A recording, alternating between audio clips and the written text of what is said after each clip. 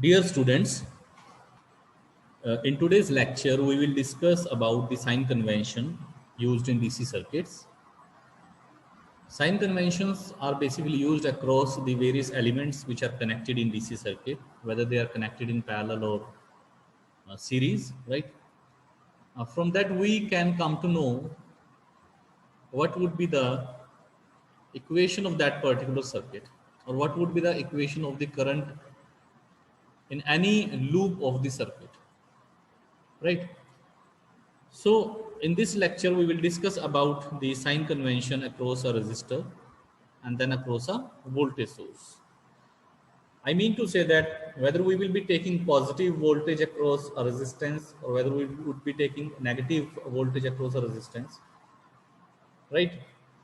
So how that particular polarity or sign of the voltage across a resistor is taken in case of DC circuits. Need the sign convention. Now my question is, why do we need sign convention in electric circuits? Now let us say DC circuits, right? Now why do we need the sign convention? Is there any requirement of the sign convention? Okay. Now let us understand this with an example. Now let us consider an electric circuit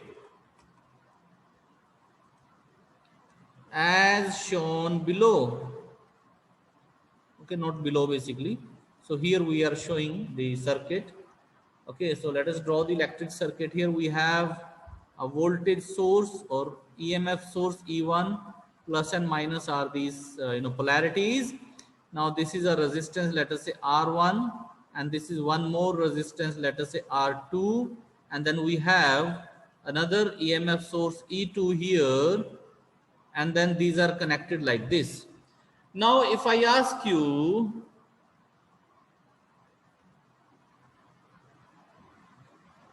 that determine the current in the given circuit. Now, so let us, okay, so sorry.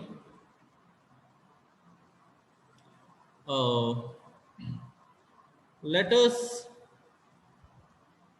assume that I is the current flowing in the loop, right? Now let us draw the circuit diagram once again here. So it is E1 plus minus, then you have a resistance here which is R1, then we have one more resistance here which is R2, then we have a battery E2 plus and minus, and then they are connected like this. Now what will be the direction of current? Will this be I this one or will it be this one? Here we have a question mark, right? We have a question mark here. We do not know the direction of current. Current is a scalar quantity.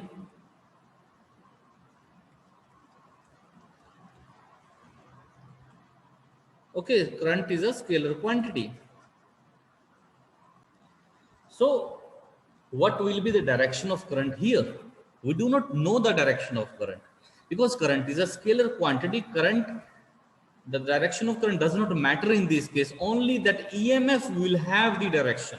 It is directed and it has to be directed. If it is not directed, then the motion in the electrical circuit may be. Now see, there is a simple concept that if E1 does not have direction, what will happen? Your charge would flow in random direction. It would have a random movement in the conductors. So to direct that movement of the charge, which we call as current, because what we have studied that flow of charge is electric current. So to have that direction of the current, we use EMF. So EMF is basically, or we can say, voltage is cause and current is its effect, right? Now, dear students, let us assume something. So let us say that the current will flow in this path like this.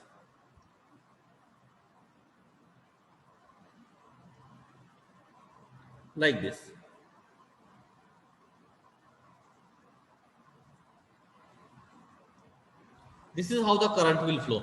I am not at all discussing the positive or negative across R1 and R2.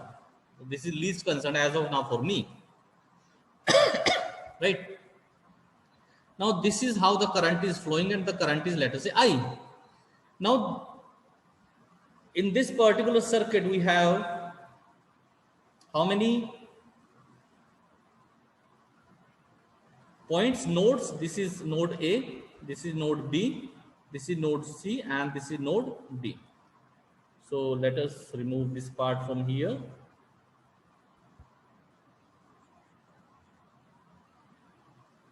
So there are 4 nodes basically: node A, node B, node C, and node D. Now let us say that the current, the nature of the current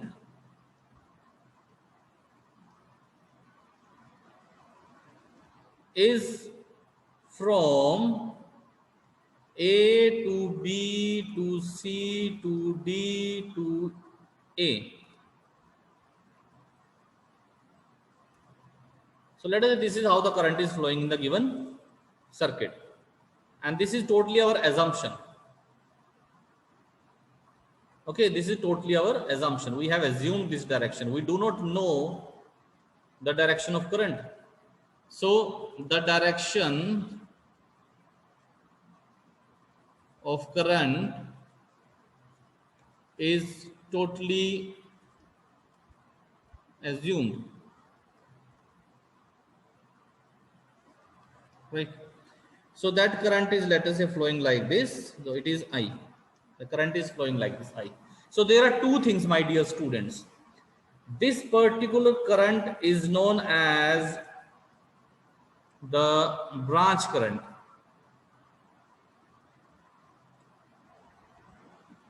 and this current we call as mesh current. Okay, the direction of branch current and mesh current can be any. Direction does not matter at all, right? Now let us write the equation here. Now let us write the voltage equation. What will be the voltage equation? The voltage equation is, let us say that this is a node A, so this is node B, this is node C, and this is node D. So let VA is the voltage at node A. Now because it is moving in this particular direction, now you will compare these 2 directions here. If the direction is parallel, if these 2 currents which you have assumed, you can assume the current in any direction. This is totally up to you. You have free hand here. You can assume both are in same direction, branch or mesh. You can assume them in opposite direction. It is totally up to you. The direction of current does not at all matter here. Okay. So if this direction matches, we will take it as negative IR1. So this would be negative here. So I'll write it like this: plus minus IR1, right? Now when this same current is flowing here, and now the current direction is this, Okay, so these two currents are matching. So it will be plus minus IR2. Now this is also my assumption. I am taking that if these two currents are parallel matching, I will take it as negative. I'm not knowing, I do not know that whether the resistance has some positive or negative anywhere. Let us forget that.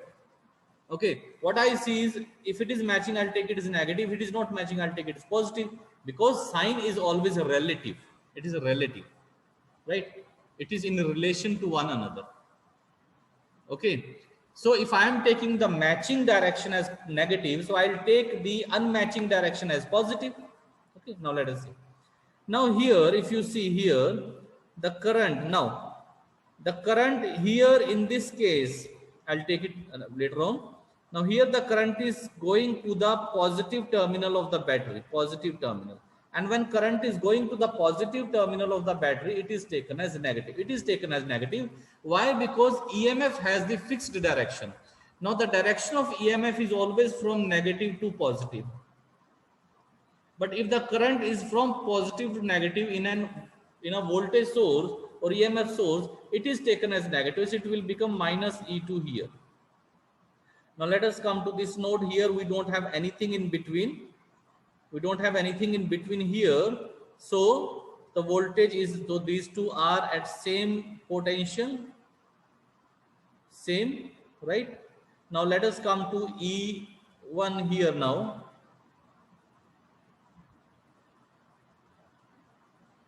Oh, sorry.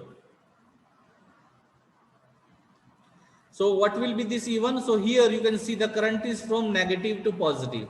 Current is from negative to positive. So it will be plus, sorry, it will be plus E1. And then we are coming back to what point? A. So the voltage here is equal to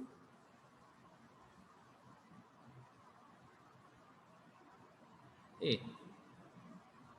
So this point and this point will be cancelled out, which will give you minus IR1 minus IR2 minus E2 minus plus E1 is equal to 0. Is equal to 0, right? Now, so we can simplify this one. We have E1 minus E2 is equal to IR1 plus IR2. So from here we can find out I is equal to E1 minus E2 divided by R1 plus R2. So that means current not only depends upon E1, not only depends upon E2, it depends upon the combined effect of the two voltage sources. And it is as per Ohm's law, which I discussed, that it is as per Ohm's law is equal to volts per ohm. So it is amperes. Right.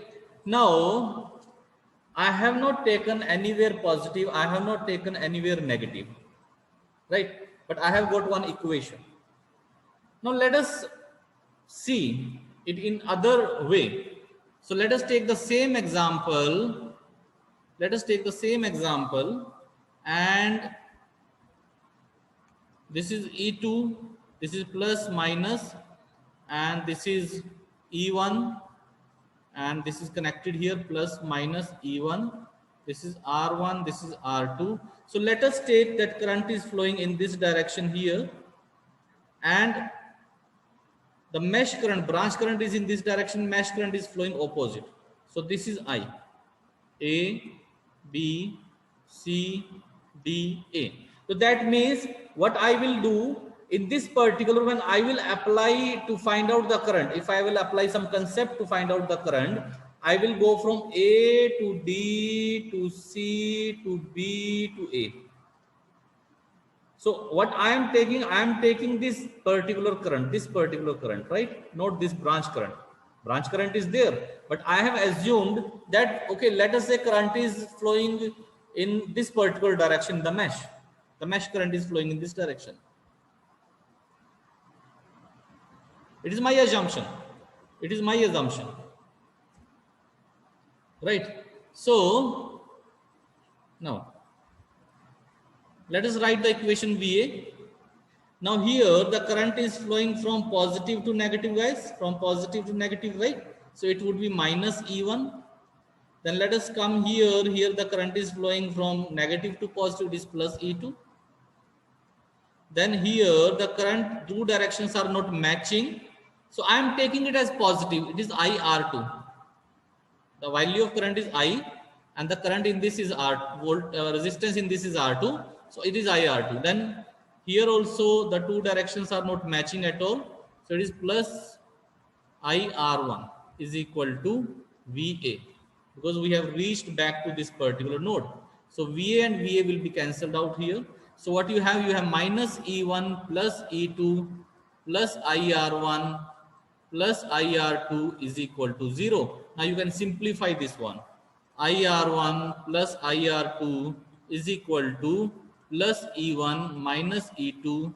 So I is equal to E1 minus E2 divided by R1 plus R2.